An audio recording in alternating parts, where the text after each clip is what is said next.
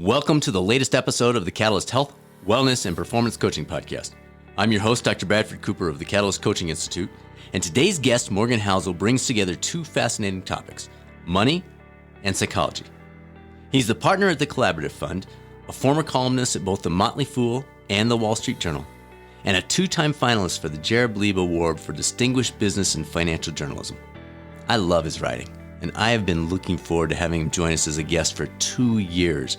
And then the conversation was even better than I expected. You're going to love this one. For the coaches in our audience, it is not too late to register for this year's Hometown Coaching Retreat and Symposium, taking place September 19th and 20th in your hometown. You're likely familiar with the Rocky Mountain Coaching Retreat and Symposium that usually takes place in beautiful Estes Park, Colorado every fall. But for this year, we didn't simply flip our planned agenda to Zoom and call it a retreat. Instead, we built a completely new event from the ground up that will provide you the opportunity to not only earn some very low-cost continuing education credits and add some powerful tools to your toolbox, it will also help you recapture or maybe fan the flame that first brought you into this wonderful profession of coaching. And the speaker lineup, outstanding, including Dr. Wendy Wood, best-selling author of Good Habits, Bad Habits. And you will get a copy of that book, by the way. As always, feel free to reach out to us with any questions, results at catalystcoachinginstitute.com, or visit the website, catalystcoachinginstitute.com. Now it's time to go beyond the spreadsheets and the algorithms and discover what's really happening between our ears when we think about money with Morgan Housel on the latest episode of the Catalyst Health, Wellness, and Performance Coaching Podcast. Mr. Housel, very good to have you on the show. Thanks for joining us. Thanks for having me. Happy to be here. Let's jump right into your book. I'm super excited about this. It comes out in a couple of weeks here. It's titled The Psychology of Money. And you note in the intro that doing well with money isn't necessarily about what you know. It's about how you behave. And behavior is hard to teach, even to really smart people. So that's the end of the quote. Obviously, we talk a lot about behavior change here on this show. So you got some folks nodding their heads right now that are listening. But others are saying, wait a minute, seriously? Money's a math problem. That's just straightforward. We will dig into this big time today, but can you give us the 10,000-foot view of this concept of money behavior? Yeah, well, let me explain it this way. Here's I think, the easiest way to sum it up. You can be someone with no financial education, no financial background, no financial experience, and do very well with money. You can be a good investor. You can accumulate a lot of savings over time, achieve a high net worth over time.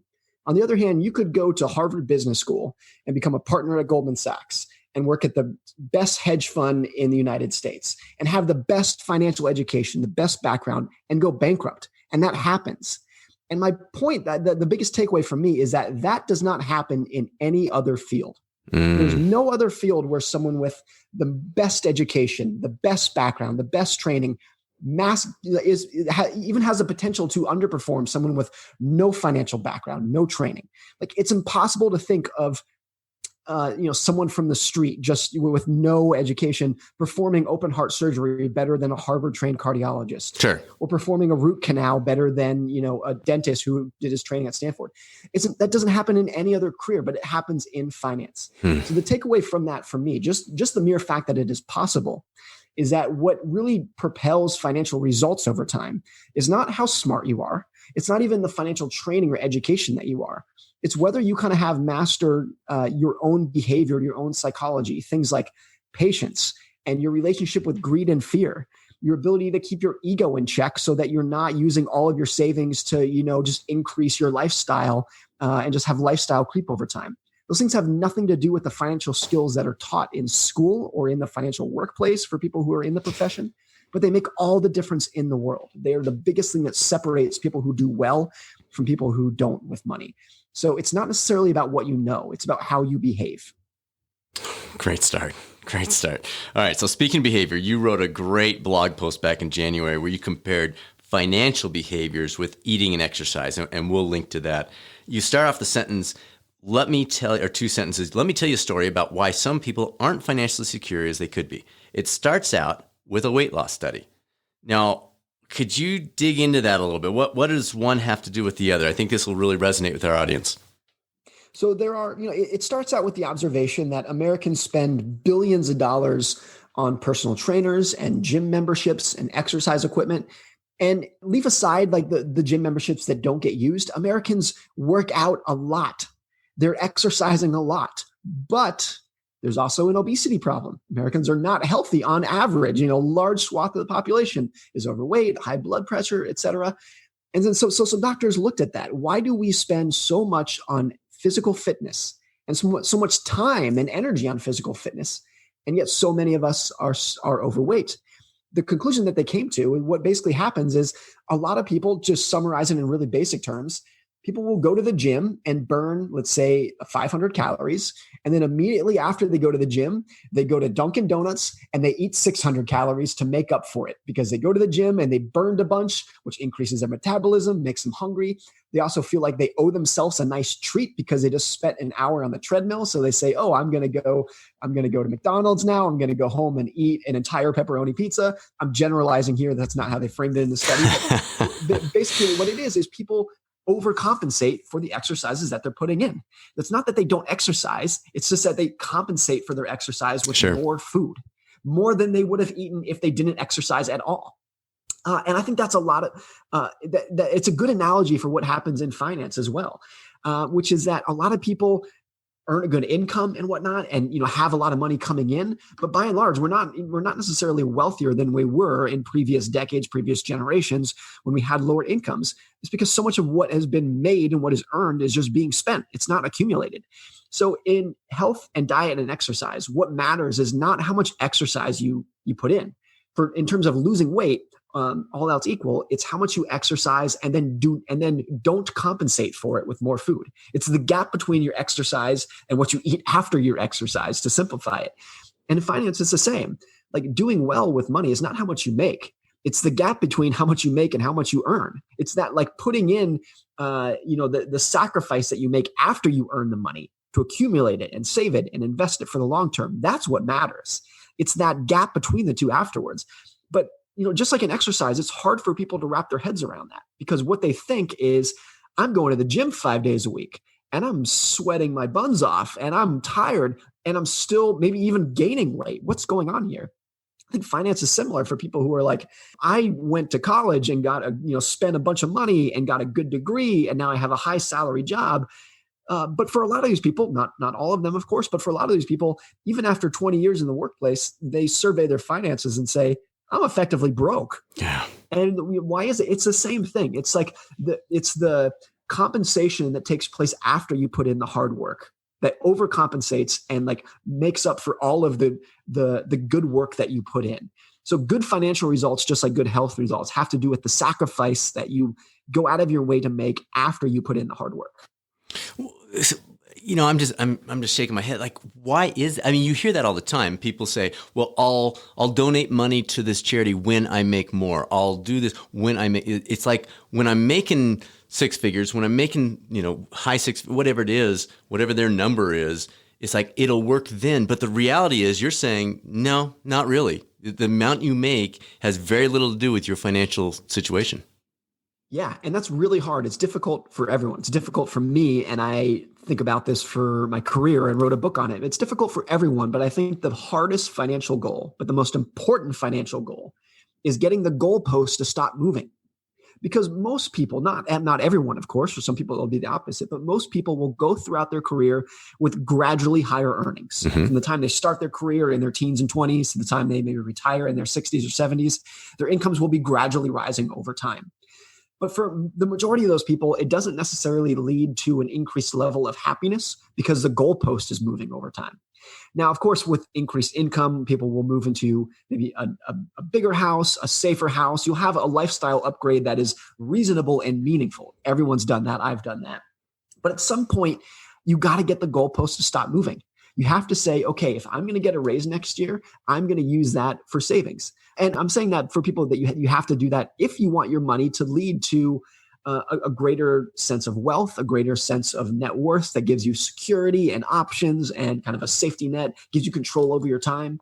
The only way you can accumulate wealth is if you don't spend the money that you have. That is such an obvious statement, but it gets hard for people to contextualize that statement if their goalpost is always moving. I've been dealing with this my whole life. Everyone has this sense, if you are a saver and investor, it's so natural to say, once I have X dollars, then I'll feel fine and everything will be great. And I can just coast from there on out. And it's always BS. It never works like that. As soon as you hit X, you say, okay, maybe X plus one. And then X plus two. It's like that for everyone. And I think that is true whether you were talking about a net worth of $1,000 or $1 billion, honestly. I think that dynamic is true for the wealthiest people in the world, because people judge their well-being, their financial well-being, not in a vacuum or not in a spreadsheet. They judge it by those around them, but by the people that are around them. So if you are a billionaire and you are socializing with other billionaires, there are always people who look like they're way ahead of you. The amount of money that Jeff Bezos' net worth has increased by this year, like in the last 8 months. Yeah. Just that increase in the last 8 months would be the 10th richest person in the world. Wow. Just the increase. There's a perspective. His net worth has increased by $90 billion this year. Wow. Just this year. So look, even if you are someone whose net worth is $20 billion, there are people who you can look up to who are in a different stratosphere than you are. And look, at more practical levels, if you are someone who has a salary of $100,000, by any definition, you are entering the upper echelon of earners. Right. Maybe probably top 10% in America. That's probably roughly right. Sure. But look, if you are earning $30,000 and someone who earns 100 seems like they're doing great, but as soon as you earn 100, you start looking to people. Your boss is making 200, and then you get to 200, and now the boss ahead of you is making 300. That level never stops. It never stops. There was a friend of mine who used to go to Vegas a lot. And he asked one of the dealers one time, I think it was a blackjack dealer. He said, "Hey, what games do you play? You're a Vegas dealer. You're on the inside. You know how this all works. What games do you play?" And the dealer looked at my friend and said, "The only game that is worth playing in Vegas in terms of making money is to get up out of your seat and walk out of the casino and don't come back." And I feel like it's the same. There's a similar philosophy for getting the goalposts to stop moving with money. It's like the only way that you are going to feel happier with your money and be more satisfied with the money that you have is if you eventually stop playing the keeping up with the Joneses game. You just stop. And it's so hard to do. My wife and I have put a lot of effort into it. And I think we've probably done an above average job at it, but it's so difficult. It's so difficult to get the goalposts to stop moving. But I don't know of any other way that you can lead to a greater level of just life satisfaction with your money. Let's leave aside the satisfaction that comes from your relationships and your purpose in life, et cetera. If we're just focusing on the narrow lens of money, the only way that you can use it as a tool for increased happiness is to get your goalposts to stop moving. So give us some practical, you and your wife are doing this. You've talked to a lot of folks that either are or aren't. You've seen both sides of it. You're in that industry. You're with a lot of the very wealthy and other people that are kind of moving their way up. Any tips on, because it's obvious advice, but how do we stop that goalpost from moving? I wish I had 2 or 3 pieces of just concrete advice so I could say, just go do X. But I think it's hard to do that for a couple of reasons. One is that everyone is different. Like leave aside differences in age and whatnot, but there's so many differences in who your friends are and your social standing and what your goals are and whatnot. I personally just have zero desire whatsoever to be, a managing director at an investment bank who puts on a suit and gets in his BMW and drives to his glass-walled office every morning. That's like my nightmare. But for some people, that is their dream. Right. So, but there are a lot of people, and I respect people for whom that's their dream. I got nothing against that. We just have to recognize that one person's goal is another person's nightmare. And therefore we can't give blanket advice in terms of how to get that goalpost to stop moving, because it's going to be so different for everyone. For my wife and I, and maybe we've been blessed in a way of just having a personality that fits this, but so much of what we want to do and what gives us happiness and joy doesn't cost money.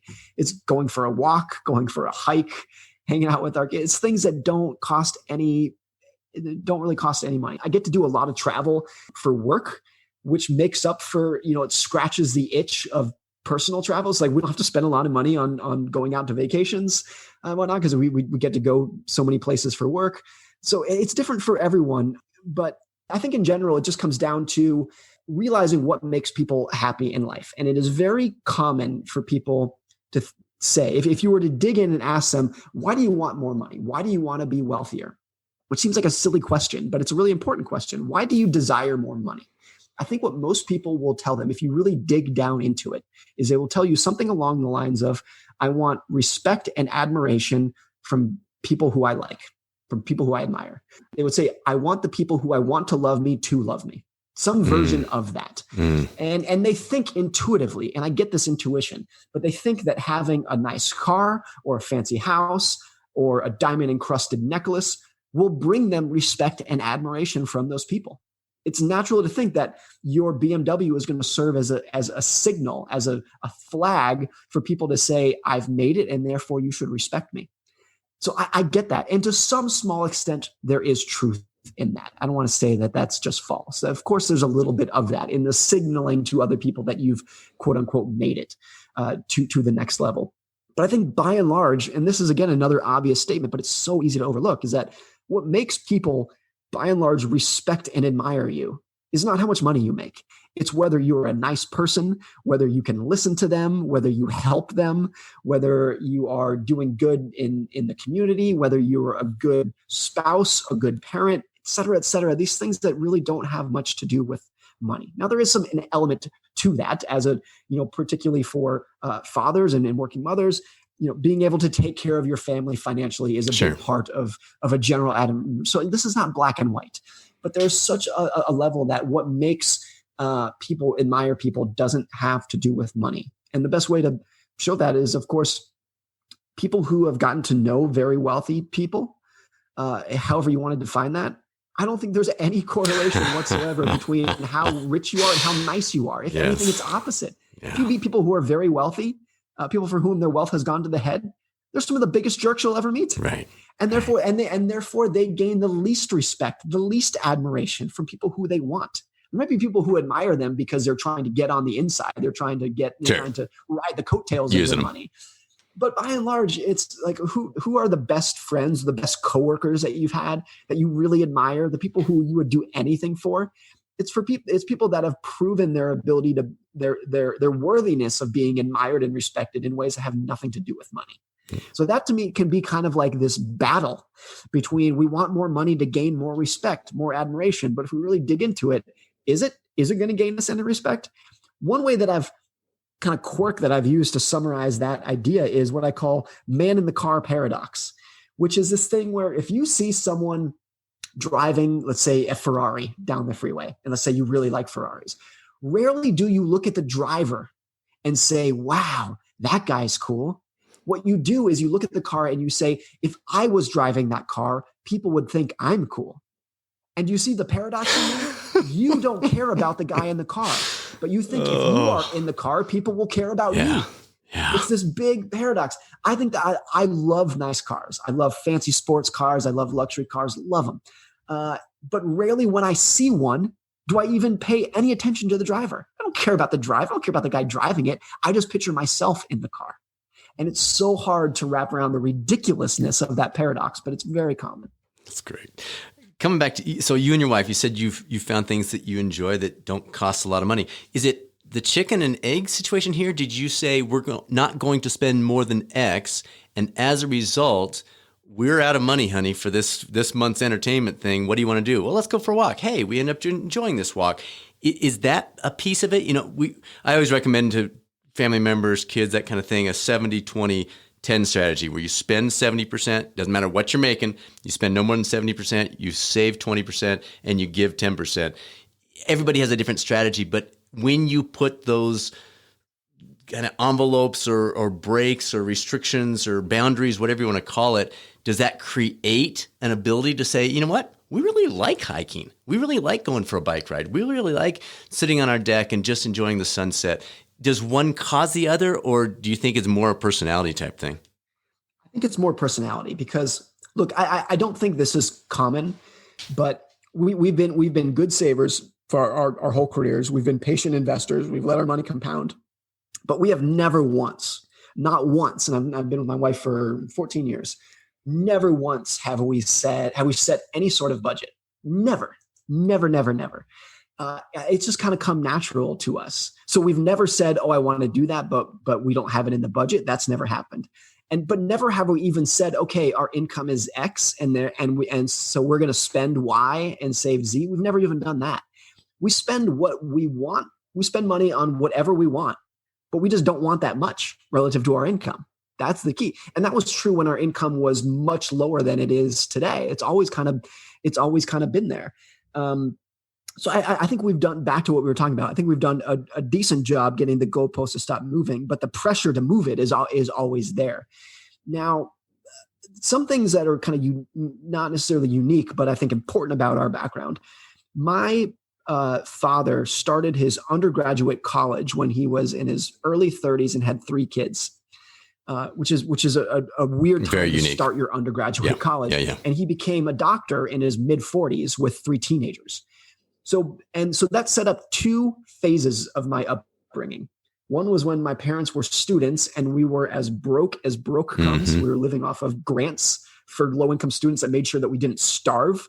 It was just completely broke. And then my father became a doctor and we had a much more comfortable upper middle class life. But what was so important is that the frugality that was demanded out of my parents when they were in school, they didn't have any choice. It was just, it wasn't necessarily frugality. It was just, they had so little money to raise 3 kids on that it was just forced. That frugality stuck with them after he became a doctor.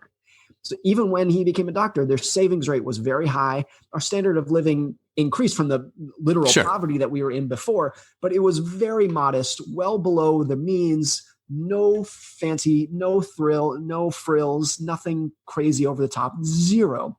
And so that just kind of instilled in me that savings mentality. And it wasn't even like something that I went out of my way to learn. It was just, that was how I brought up. Similar here. Money. Yeah. You have a modest house, a modest car, you spend money on food, you do some things that enrich your life. But other than that, there's no frilly spending. And my wife's upbringing was very similar. So for us, the frugal life, living well below your means, has never been intentional. I think it was just kind of taught to us. Now, I think we both feel lucky for that because there are a lot of people for whom it's the opposite. Sure. Their parents were very poor with money. And just like in politics, your parents' political views are very likely to rub off on you. And you think you're thinking independently, but there's such a high correlation, particularly between your father's political views and what you go on to do the rest of your life. I think money is very similar. It's not 100%. Of course, there are people who do things very different than their parents, but the money skills that your parents instill in you subconsciously, it's not like sitting down at the dinner table and talking to you about it. It's just what you see them do is likely to rub off on you in some ways. So maybe we got, fortunate in that. I've also seen people, in some examples, definitely overcome. And in a lot of cases when their parents were very poor with money, then it becomes, this life mission of, I'm not going to do what they did. I'm going to do the opposite. Like you learn from it. So like on the extreme ends, maybe it goes the other way, but we're all products of the life that we've lived. Our upbringings, not just in childhood and our teenage years, but throughout our life, what we've seen in the economy, what we've seen in our own individual fields, and the differences between someone like myself or versus a baby boomer versus their parents, what we've seen in the life, or, let's take an American versus someone who grew up in India or someone who grew up in Europe. We've all seen very different, we've seen the world through a different lens that has instilled with us these different financial goals and values and just models of how we think the world works. So we all think about money in very different ways. And we're all just kind of prisoners to our own past, for better or worse. Okay, so if these are the key aspects, these things you've talked about, and we're going to circle back to them for everybody's listening, but if these are the key things to building wealth, to having that life that you maybe dreamed about at some point, is this part of what financial advisors need to be integrating into their services? And do you see that happening at all? I love the quote from a financial advisor named Tim Maurer, who says, personal finance is more personal than it is finance. And I think that should be like tattooed on every financial advisor's arm because it's so important and this gets back to the thrust of my book, which is that finance is not a math-based field. It's not who has the best data, who has the best formulas, the best models. It's who can master their behavior and remain patient within the context of their own goals over time. So I think I know there's a chapter in the book too that makes a related point, which is that people should stop trying to be rational with their money and just have a goal of being reasonable with it. Because there are things that you can do that on a spreadsheet, on paper, according to the math-based formulas of finance, don't make any sense because they're not quote unquote rational. And I just think, well, look, people don't make their financial decisions in a spreadsheet. They make them at the dinner table, where all these things that take place in your life, your own quirks, your own personality, the own dynamics of your career and your relationship with greed and fear, all play into this melting pot of how you make a decision. The odds, or the idea that we can summarize that in an Excel spreadsheet that just says you should go do X because that's what the number tells you to do. I just don't think that's a right way of looking at it. Even if the number is mathematically correct, it's just not reasonable for a lot of people to do, what the textbook should tell them to do. I make the example in the book of this. Fevers, when you get a fever, when you're sick and you get an illness, you get a fever. That is a very rational thing for your body to do because a fever helps fight infection. That's the purpose. But everyone in the world, including virtually every doctor, treats a fever as a problem that needs to be corrected. Oh, you have a fever? Here's some Tylenol to get rid of it. So look, a fever, and the reason they do that is because fevers suck. They hurt. They're miserable. They're not any fun. I want to get rid of it because I'm shivering and I don't feel good. So a fever is rational because they help you fight illness, but they're not reasonable because they don't feel good and people want to feel good. And so I think it's the same thing with money. There are things that are rational that technically you should want to have happen, but a lot of them aren't necessarily reasonable. So if you have, a textbook financial model might say you should have 70% of your money in stocks and 30% in bonds. That's just what the facts say based off of the historical models that we've made. That's the answer for you. But everyone has completely different risk tolerances based off of the experiences they've had in life. If you had a big financial traumatic event early on in life, or let's say you lost your job when you were a single parent and just scarred you for life, then having 70% of your money in stocks will probably just scare the crap out of you for the rest of your life. And therefore, it's just not a reasonable thing that you should do. Even if it's rational, it's not reasonable. And I think if we just accept that everyone's different, everyone's psychology is different, and therefore we should just make personal finance more personal than it is finance, we get so much closer to getting people to an area where they are using their money to actually make them happy at night. And I've always said with my personal finances, my goal is to not maximize my returns as an investor. My goal is to maximize how well I sleep at night, which is a very different goal. Absolutely. But of course, if I'm thinking about, look, if you're lucky enough to save some money and be able to invest it, I want it to make me happier. And so if I want it to make me happier, of course I should do what's going to help me sleep at night. Why would I, if my money is keeping me up at night and I'm worried about it, is the market going to crash? Am I going to lose this? Am I going to have enough for my goals? What's the purpose of it? It's becoming an anchor on your happiness. It's almost like you're better off without it at that point to some degree. So just doing what makes you sleep at night and realizing that what makes people sleep well at night is going to be very different from person to person, I think is a really integral part of financial planning. You're giving us so much here. All right. As you were researching the book, what were there things that surprised you? Were there things that you went, huh? Because you've been in this industry for 15, 18 years. Were there things that you said, well, didn't expect to see that? So the stories from the book, the thrust of the book, are things that I had come across over the last 15 years rather than, sitting down and researching the book in one fell swoop, so to speak. These are kind of the quirks that I've come across over the years.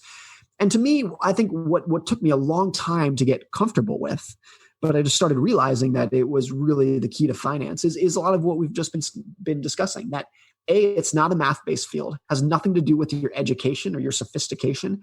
It has to do with how long can you remain patient and level-headed for. That's the first thing. That's kind of surprising because I was taught finance as a math-based field. And I assumed that it was, that the person with the biggest IQ wins. And I just realized it's not even close to that.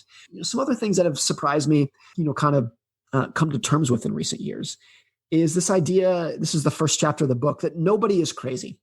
People do crazy things with their money, but nobody is crazy because what people do with their money makes sense to them in the given moment with the financial model that they have built in their head based on the life experiences that they've had. Let me give you an example. The people who buy the most lottery tickets in the United States, overwhelmingly, by a huge degree, are the poorest people. Yep. People from the lowest income decile. They spend an average of $400 per year on lottery tickets. And these are people for whom they do not have $400 in savings for an emergency. So it's just off the charts. People who are in the highest income decile spend nothing on lottery. Don't care. People in the lowest spend a huge portion of their income. Yep. It would be intuitive for people to say, well, that's crazy. You people are being reckless with your money. That's something you should not do. You're not very smart. That's intuitive. And there is some degree where it's like that answer is the right answer. It's not a smart thing for them to do. And ideally, they should stop doing it. But I think if you try to put yourselves in their shoes, people from the lowest income decile, many of which are kind of stuck in that income decile, not all of them, but feel like they're stuck. They don't feel like they're looking ahead to the big job promotions. And when they're going to get on the other side where they have a really good middle class income and they can get ahead and have a stable house, a lot of them don't have, I'm really generalizing here. Sure. Make that clear. But a lot of them don't have that degree of hope and the ability to look ahead and dream in a rational way that people in upper income brackets do just naturally. And therefore, if you feel like you are stuck in a lower income bracket, then buying a lottery ticket is the only time in your life where you can say, I have a chance to get to the other side. It's the only time in your life where you have that. So people like me and you, and probably most of the people listening to this podcast, get that naturally from our workplace, the opportunities that we have in our workplaces that we've maybe taken for granted, from our ability to invest and grow our money over time. We might take those for granted. But if we don't have them, then the only time in your life where you can hold on to a piece of hope that says, I'm going to, this is my ticket to a better future, is a scratcher ticket. And therefore, I don't think people who spend even a ton of money on those things are crazy. I don't agree with it. I would push them to not continue to do it, but I can kind of understand why they do it. And I think that idea that what you're doing is crazy, or it looks crazy, and I don't agree with it, but I kind of understand why you're doing it. I think you can make that argument for everyone. People could say that to things that I do with my money, probably things that you do with your money. We all do crazy things with our money, but no one is crazy. We're all just trying to use our money in a way that makes sense for the world that we live in and the world that we've experienced, that kind of creates this model of how we think the world works. Good stuff, my friend. All right, let's jump into a few financial tips. You note that 90% of finance comes down to three things. Number one, live below your means. Number two, invest diversified with a longer horizon, 10 plus years you identify. And then number three, expect and accept volatility. Why are those so key, and why is it so doggone hard for all of us to follow those three basic things? I think that's literally 90% of money. Live below your means, so you're saving, invest it for the long term, and expect there to be volatility. That's it. That's 90% of finance. The reason that I think it is so hard for people to follow it is because people assume that it must be more complicated than that. No one wants to think that if you take the stock market, where you can become wealthy over time. If you're investing for 20 or 30 or 40 years, even with modest savings, you can become wealthy over time. I think it is intuitive to think that anything in the world that has the capability of making you wealthy over time, of making you a millionaire or more, must be complicated. Because if it was simple, why would the game be there? Starting a business is complicated. Building a car is complicated. Most things in life that have big rewards are complicated. Becoming an NBA player is complicated and takes tremendous effort and skill and whatnot. So it's just easy to assume that the correlation between payoff and effort has to be really strong. The more effort you put into it, the bigger the payoff. And I just don't think money is one of those fields. There's so much evidence that it's actually the other way around, that the more energy, the more effort that we put into particularly our investments, the worse we're going to do.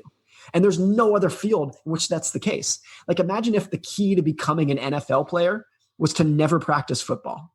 Like, it's ridiculous. There's no other field that works that way. But the key to becoming a very good investor is to never check your brokerage account. Just leave it alone. Don't check it. Invest and leave it alone for 20 or 30 years. That's the ticket. That's the key. But there's just no other field that works that way, where that has a negative correlation between effort and results. That's why I think it's so hard. So when I explain that to people, 90% of finance is save some money, invest it for the long term, expect there to be volatility. People kind of like giggle and say, yeah, that's neat, but what else? But what's the real secret? What's the real secret? What's the economy going to do in Q2? What's the next big stock? What sector should I be in? What's the US dollar going to do over the next 90 days? People think it must be more complicated, even though it's just not.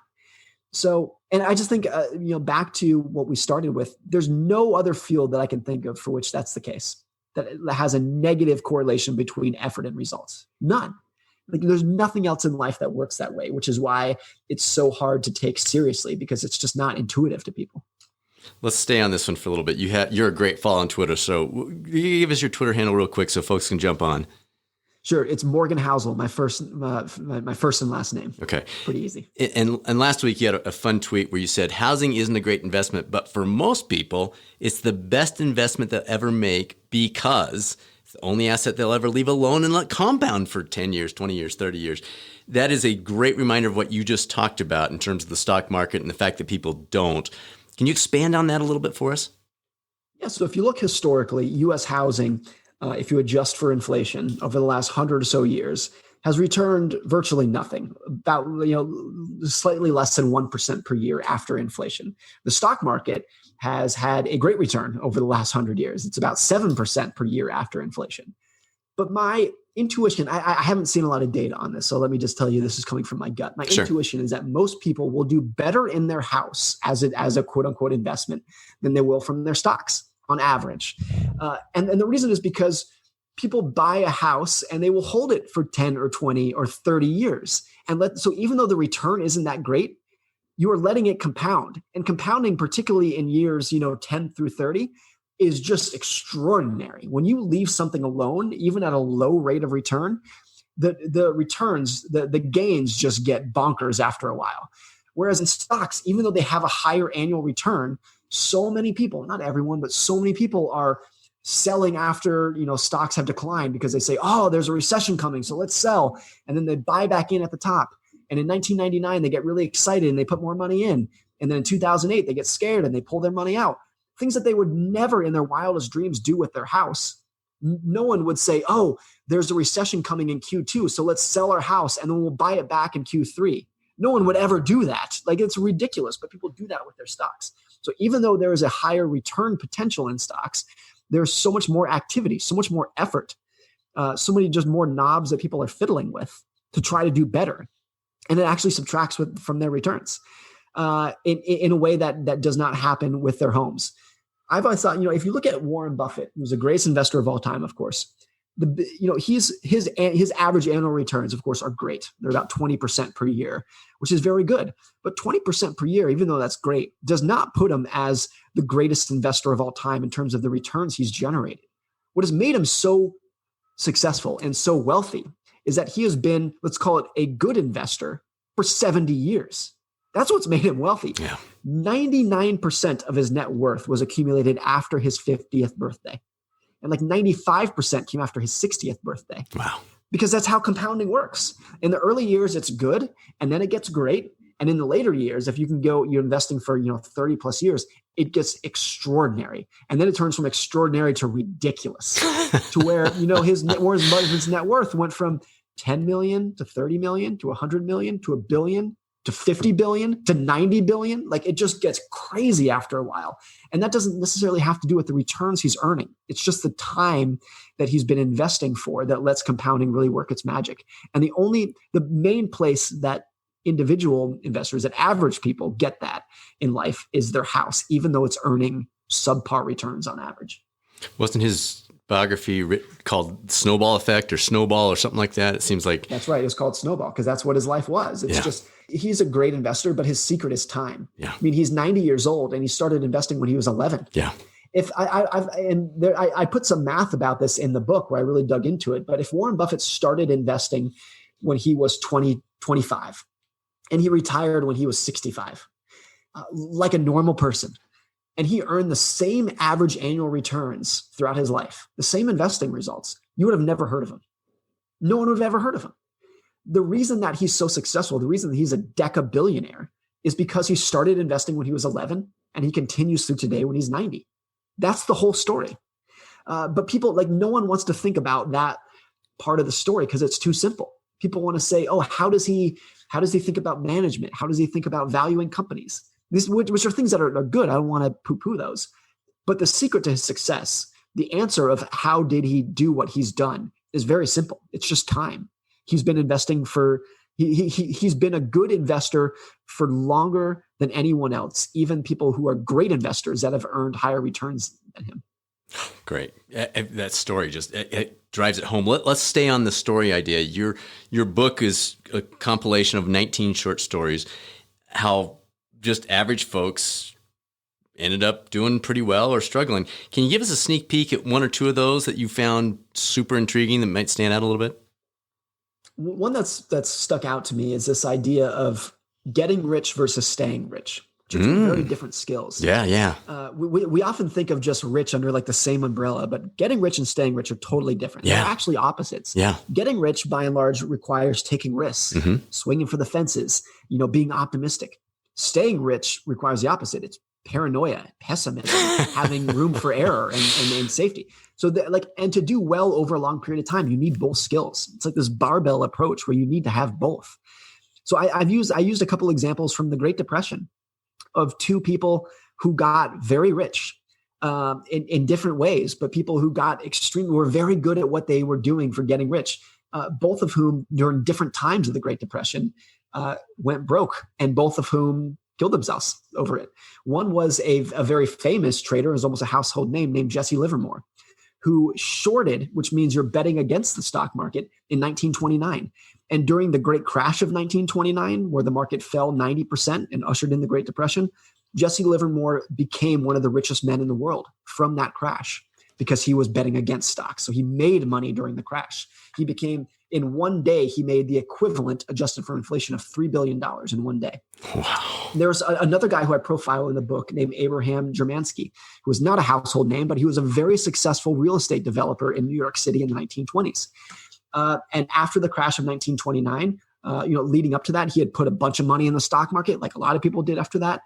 And after the crash of 1929, the last we heard of him is this blurb that I found in the New York Times in October of 1929, where it says the last anyone saw of him, he was walking down Wall Street, tearing up a ticker tape, crying, and no one saw him again.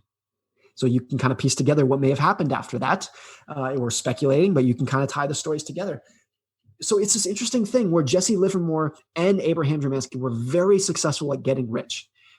Jesse Livermore got rich during the crash, whereas Abraham Jermansky got wealthy during the run-up. But neither of them were good at staying rich. It's a very different skill. That's really interesting. Yeah. It's so important for us to realize that we need both skills. So for me, let me tell you how this applies to me personally.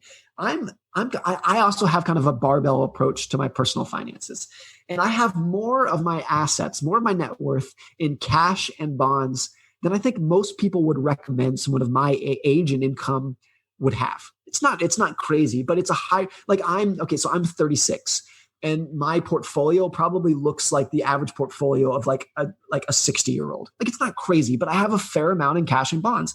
And the reason I do that is because I want to make sure and be as close to certain as possible that the money that I do have invested in stocks, I can leave there forever. And I never have to interrupt it. I never have to touch them. I never have to sell them to finance something in my life. I want to have so much cash that whenever adversity happens, whatever it is, I lose my job, there's a medical emergency, you get sued, knock on, whatever it is, like just the banana peels of life that we all come across. Sure. I want to make sure that I never have to touch my stocks. And therefore, that's the barbell approach. I'm very optimistic. I'm an optimistic investor.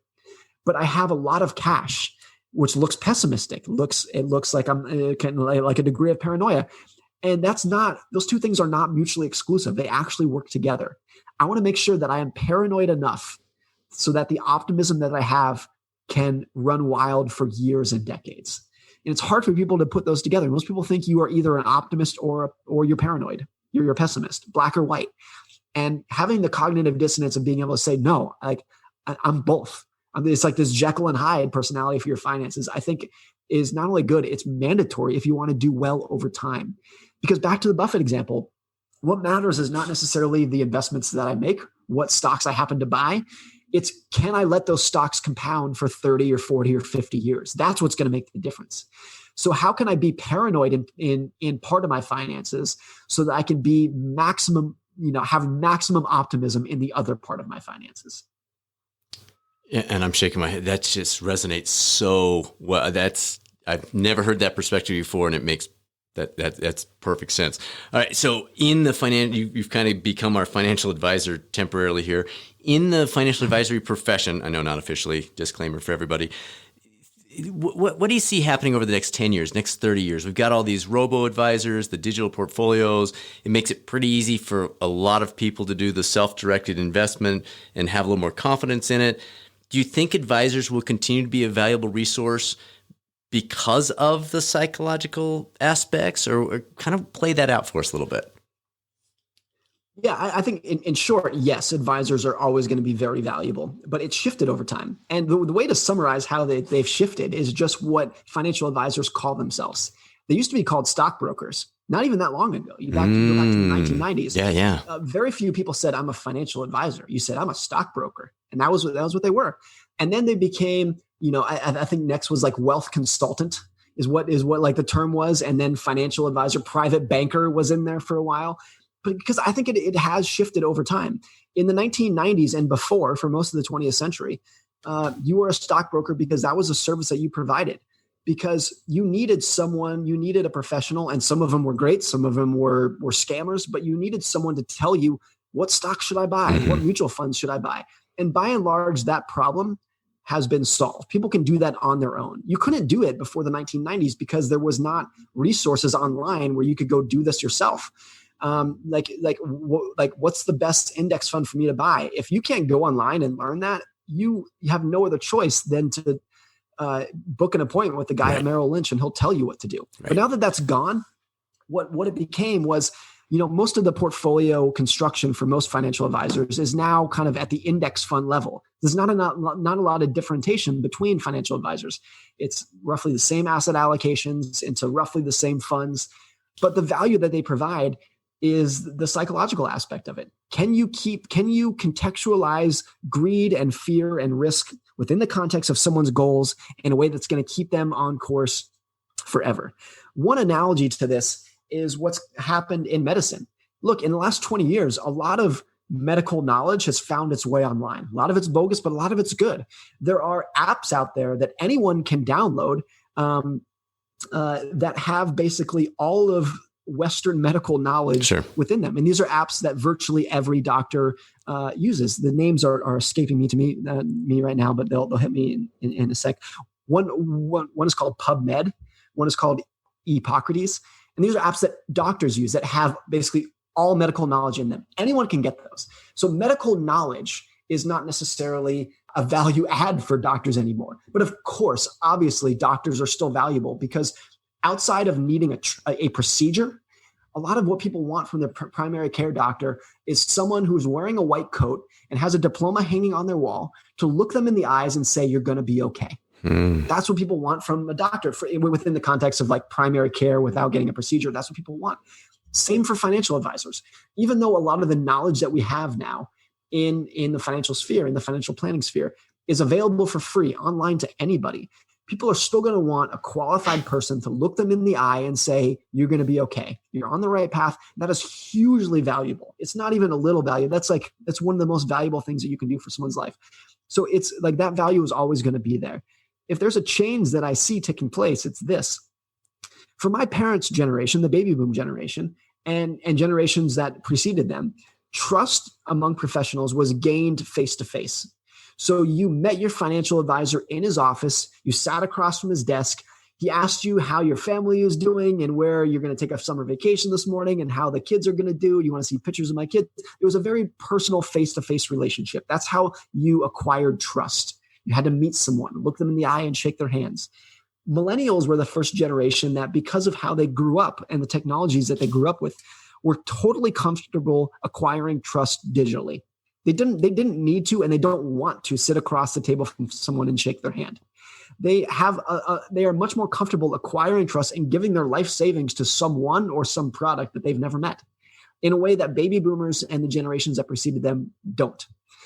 So therefore, I think if you are a financial advisor with no digital presence, and that digital presence can be as simple as a social media account where you're posting some of your thoughts, it's going to be hard, not impossible, but it's going to be much harder to transition to the millennial and Gen Z audience in the coming years and decades than it was, much harder than it was for the baby boomers, who probably by and large make up the majority of current clients. And look, I am a millennial, but I'm 36 and I have two kids. I found this thing that's interesting, that people will always think that millennials are like 21 years old. And it's like, no, the oldest cohort of millennials are approaching their 40s. They're in their peak earning years, and a lot of them have substantial net worths. Like, though they are becoming the main target for financial advisors. And 10 years from now, it's going to be that many-fold once the baby boomers in a larger degree pass on their wealth to their millennial children.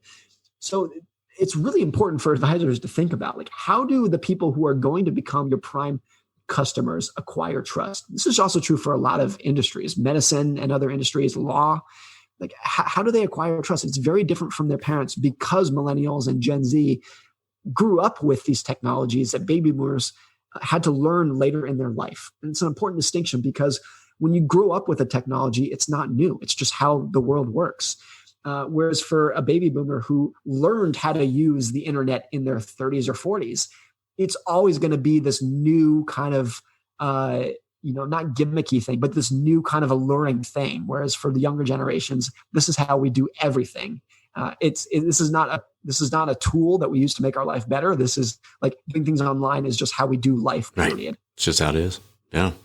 So if someone's listening to you right now and they thought they were going to hear a podcast on our typical health, wellness, performance stuff, and they're like, I got to get my butt moving with this stuff. Like, I haven't done anything with investing.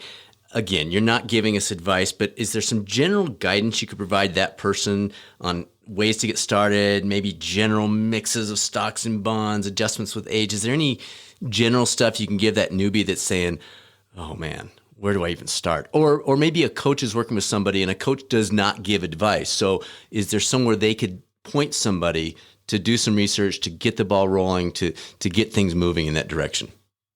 I would say a few things. The first thing I would say, I think it's great that health is addressed so much on this podcast, because there are two topics in life that everyone has to learn about, whether they like them or not. And that is health and money. Mm-hmm. Whether you are interested in those topics or not, those topics are interested in you. They will affect your life whether you like it or not. So you have to learn about them. You don't have to learn about calculus or military history. You have to learn about health and money. And then, so I think for people who are really realize, like you said, got to get their butts in gear, got to start learning about it. Of course, it's different for everyone. So I can't give blanket advice, but what we talked about earlier of just living below your means, investing in a diversified way, which, if you're not familiar with finance, by and large means a low-cost index fund that you can purchase from Vanguard or Fidelity or Charles Schwab, where you're not trying to beat the market. You're not trying to become the next Warren Buffett. You're investing in the most diversified way that you can to basically own a slice of global capitalism, so that the progress that takes place in businesses throughout the world, you're just owning a little slice of that in a passive way.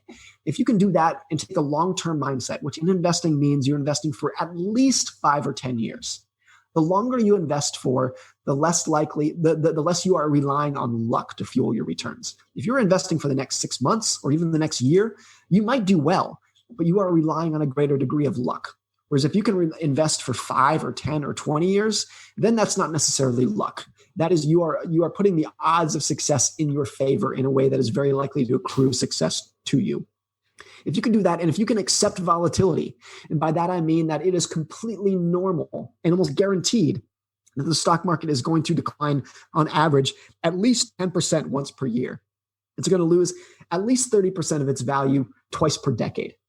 It's going to lose at least 30% or more of its value once per decade. And maybe a couple times during your life, it's going to fall 50%. And that's normal. That's the normal thing that takes place. You got to realize that volatility in the stock market is the cost of admission to earning good long-term returns. That's what the stock market demands out of you. And therefore, when it happens, it's easy to say, and it's often intuitive to say, this doesn't feel right. I'm not supposed to lose 30% of my money. Something feels broken. And so I want to sell. I want to get out.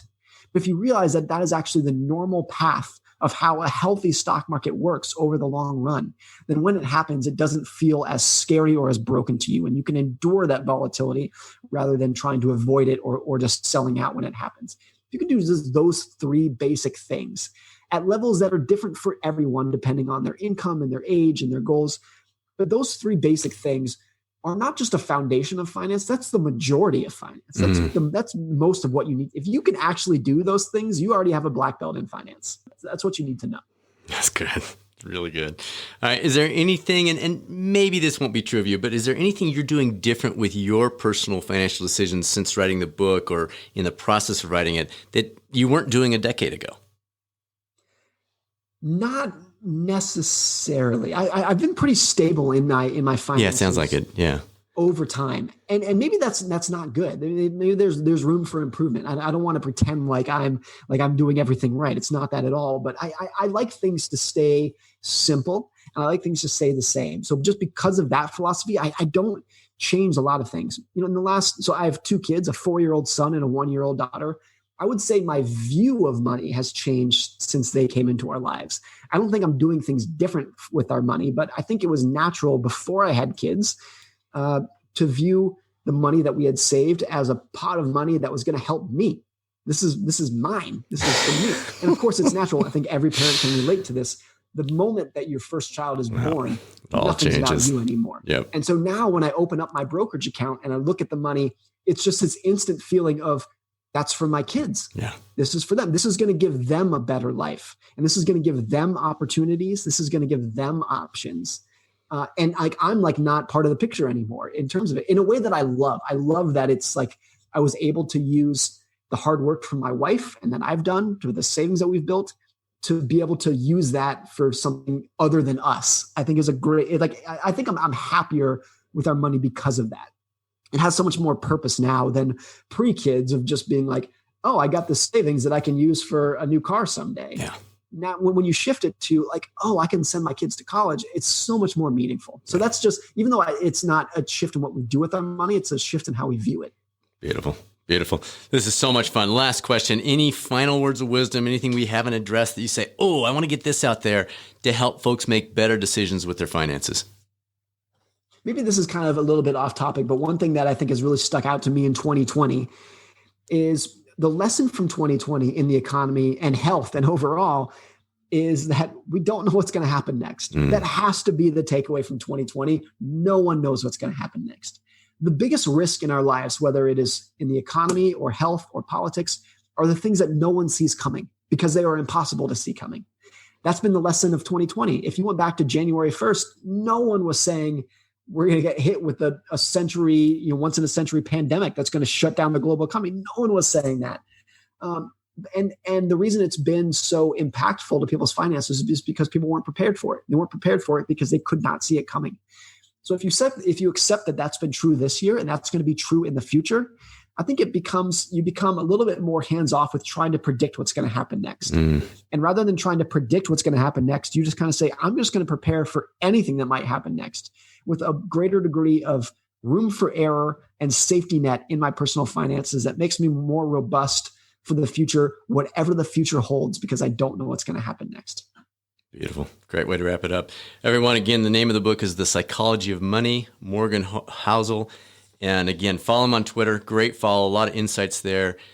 Thank you so much. I knew this was going to be good. We've been working on trying to get you on for a long time, and it was well worth the wait. So fantastic job. This was a lot of fun. Thank you for having me on.